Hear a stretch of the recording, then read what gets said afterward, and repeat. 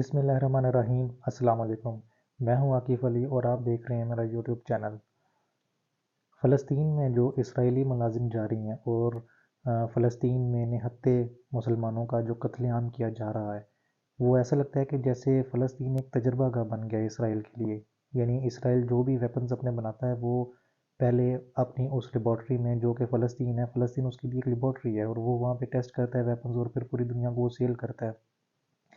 ایک جرمن آسٹریلوی یہودی محقق جس کا نام اینٹنی لینسٹائن ہے، اس کی کتاب فلسطین لیبارٹری بیسٹ سیلر فہرست میں شامل ہے۔ اس کتاب کی مقبولیت غزہ میں اسرائیل کی نسل کش مہم کے سبب اور زیادہ بڑھ گئی ہے۔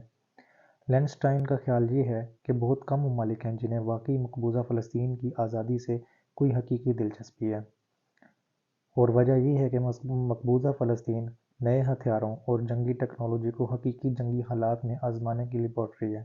ظاہری بات ہے وہ لیبارٹری ہی بن چکا ہے، جیسے میں نے آپ کو پہلے عرض کیا ہے۔ جیتے جاگتے انسانوں پر آزمائش کے بعد اسرائیل اپنا سامان مرگ اس اعتماد کے ساتھ دنیا کو فروخت کرتا ہے کہ یہ کوئی تجرباتی کھلونے نہیں بلکہ میدان جنگ میں آزمودہ ہتھیار اور آلات ہیں۔ شاید آپ کو یاد ہو کہ 2014 میں غزہ کے ساحل پر فٹ بال کھیلتے 4 بچے تھے، لگ بھگ 4 یا 5 بچے تھے، اور وہ فٹ بال کھیل رہے تھے، اور ان کو ایک اسرائیلی میزائل جس کا نام ہرمیز ہے، ہرمیز ڈرون، اس سے نشانہ بنایا گیا۔ بظاہر عالمی سطح پر اسرائیل کی مذمت کی گئی، مگر اس واردات کو بھی بطور تجارتی اشتہار استعمال کیا گیا، اور مسلح اسرائیلی ڈرونز کی عالمی فروخت میں تب سے 6% سالانہ اضافہ دیکھا گیا ہے۔ اسرائیلی ہتھیار ساز کمپنیوں میں غیر ملکی سرمایہ کاری میں اضافہ ہوتا چلا گیا ہے، اور ایک سے ایک تباہ کن ہتھیار، نگرانی کے نت نئے آلات جنہیں سیکیورٹی اور ڈیفنس کا نام دیا جاتا ہے، اور مصنوعی ذہانت یعنی آرٹیفیشل انٹیلیجنس کے جنگی استعمال پر کام کرنے والی کمپنیوں میں اسرائیلی فوج کی مالی شراکت بھی بڑھ گئی ہے۔ گزشتہ برس یہ خبر سامنے آئی کہ ہرمیز ڈرون کا ایک نیا ورژن جس کو ہیروئن کا نام دیا گیا ہے، وہ تیار کر لیا گیا ہے، جو کہ 1 ٹن کا جو لوڈ ہے وہ کیری کر سکتا ہے، اور وہ 1000 کلومیٹر کے ریڈیس میں کہیں بھی وہ ٹارگٹ کر سکتا ہے۔ یعنی آپ خود اندازہ لگا لیں کہ وہ کتنا خطرناک ہو سکتا ہے۔ تو اسرائیل نہ صرف امریکہ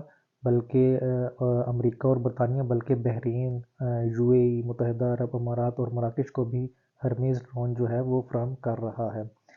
اسرائیل کا دعویٰ ہے کہ وہ پہلا ملک ہے جو مصنوعی ذہانت یعنی آرٹیفیشل انٹیلیجنس کو حقیقی جنگی مشنز میں بھرپور طریقے سے استعمال کر رہا ہے۔ غزہ میں AI کی مدد سے اہداف کا انتخاب کیا جاتا ہے، اور پھر انہیں انسانوں سمیت نشانہ بنایا جاتا ہے۔ گویا جیتے جاگتے انسانوں کی زندگی اور موت کا فیصلہ اب مشینی ذہانت کے ہاتھ میں ہے۔ 2014 سے قبل اسرائیل کو 50 ہدف چننے میں لگ بھگ 1 ماہ کا عرصہ لگتا تھا۔ اب یہی ڈیٹا وہ AI سسٹم کو فیڈ کر دیا جاتا ہے، تو ایک دن میں 100 سے زائد جو ٹارگٹ ہے وہ کر سکتے ہیں ایزیلی۔ اسرائیل کا دعویٰ یہ ہے کہ اس نے یہ آرٹیفیشل انٹیلیجنس ٹیکنالوجی کا استعمال کرتے ہوئے اب تک غزہ میں تقریباً 20,000 اہداف کو ٹارگٹ بنایا ہے، تاکہ حماس کا جو چھوٹے سے چھوٹے لیول کا جنگجو بھی جو ہے وہ اسے بچ نہ سکے۔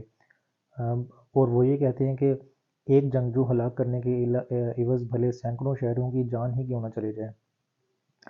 تو اب ماہرین یہ سوال اٹھا رہے ہیں کہ اگر AI ٹیکنالوجی کے استعمال سے سرجیکل سٹرائکس میں کم سے کم جانی نقصان کو یقینی بنانے کے بجائے آس پاس کے پورے جو سیویلین آبادیاں ہیں ان کو ہی صفحہ ہستی سے مٹا دیا جائے، تو پھر جدید ٹیکنالوجی اور دوسری عالمی جنگ کی اندھا دھند بمباری میں کیا فرق ہوا؟ اس کا مطلب تو یہ ہوا کہ آرٹیفیشل انٹیلیجنس ٹیکنالوجی کے استعمال کے بہانے اصل مقصد تیز رفتار صنعتی پیمانے پر انسانوں کی نسل کشی ہے۔ مقبوضہ علاقوں کو اپنے نیچے رکھنے کے لیے اسرائیل نگرانی اور انفرادی ہلاکت کے لیے جو آلات 2 اشروں سے استعمال کر رہا ہے، ان پر بھی محاذ جنگ میں استعمال شدہ کا ٹیگ لگا کے لگ بھگ 123 ممالک کو برآمد کیا جا رہا ہے۔ زیادہ تر ممالک ان آلات کو اپنے سیاسی اور عسکری مخالفین کی نگرانی یا آزادانہ مواصلاتی رابطوں میں مجموعی رکاوٹ کے لیے استعمال کر رہے ہیں۔ مثلاً ایک اسرائیلی کمپنی نے فون ٹیپنگ کے لیے 2011 میں ایک پیگسس نامی جو سسٹم تیار کیا، اس کا اب تک مؤثر طور سامنے نہیں آ سکا۔ پیگاسس سسٹم کے ذریعے بند موبائل فون کو بھی آپ کے علم میں آئے بغیر ہائی جیک کیا جا سکتا ہے۔ یہ ٹیکنالوجی اس وقت مصر، خلیجی ریاستیں، انڈیا اور میکسیکو سمیت دیگر کی ممالک میں استعمال ہو رہی ہیں۔ اگرچہ 7 اکتوبر کو جنوبی اسرائیل پر حماس کی جلگار نے اسرائیل کے اس سارے امیج کو زبردست جھٹکا دیا کہ وہ آرٹیفیشل انٹیلیجنس اور ڈیجیٹل ٹیکنالوجی کے عسکری استعمال کا امام ہے، مگر اسرائیل اس جھٹکے کی جو ایک اس پہ چھاپ لگی ہے اس کو مٹانے کے لیے جس طرح غزہ کے قتل عام میں نت نئے اسمارٹ بمز، ڈرونز اور قسم کے جدید جو ویپنز ہیں ان کا استعمال جو ہے اس کو تجارتی تشہیر کے لیے استعمال کر رہا ہے۔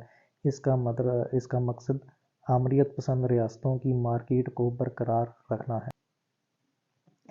2014 میں غزہ کے مکینوں پر 3 ماہ کی فوجی جلگار میں تقریباً 9,000 فلسطینیوں کو شہید کرنے کے لیے جو ہتھیار اور ٹیکنالوجیز آزمائی گئیں اور ان کی جس طرح سے تشہیر کی گئی، اس کا فائدہ یہ ہوا کہ اسرائیلی ہتھیاروں اور ٹیکنالوجی کی برآمد میں 25% کا اضافہ ہوا۔ سب سے بڑا گاہک انڈیا تھا، جس نے کل اسرائیلی عسکری ہتھیاروں اور آلات کی برآمد کا 35% خریدا۔ مودی حکومت اسرائیل سے خریدے گئے نگرانی کے آلات کو کشمیر اور شمال مشرقی ریاستوں کے علاوہ اپنے سیاسی مخالفین کے ان کے خلاف بھی استعمال کر رہے ہیں۔ مودی حکومت جو ہے وہ یعنی کہ اپنے سیاسی مخالفین کے خلاف بھی ان کو استعمال کر رہی ہے، اور 2022 میں اسرائیل نے $12.5 ارب مالیت کا اسلحہ اور جدید ٹیکنالوجی فروخت کی۔ توقع یہ ہے کہ غزہ کی جنگ میں عام لوگوں کو مٹانے کے لیے نئے آلات بالخصوص AI کا عسکری استعمال اسرائیلی اسلحہ ساز صنعت کے لیے پہلے سے زیادہ زر مبادلہ لائے گا۔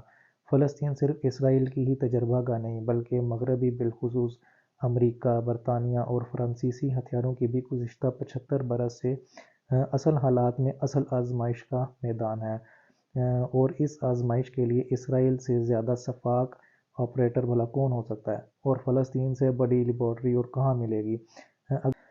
اگر فلسطین خود مختار ہو گیا تو اسرائیل کہاں اتنی آزادی سے اپنی اور اپنے دوستوں کی جدید نئی ٹیکنالوجی کو آزمائے گا۔ اس کا مطلب یہ ہوا کہ اگر آپ کسی انسانی گروہ کے بارے میں فرض کر لیں کہ یہ نیم انسان ہیں تو پھر انہیں لیبارٹری میں استعمال ہونے والے جانوروں کی طرح برتنا آسان ہو جاتا ہے۔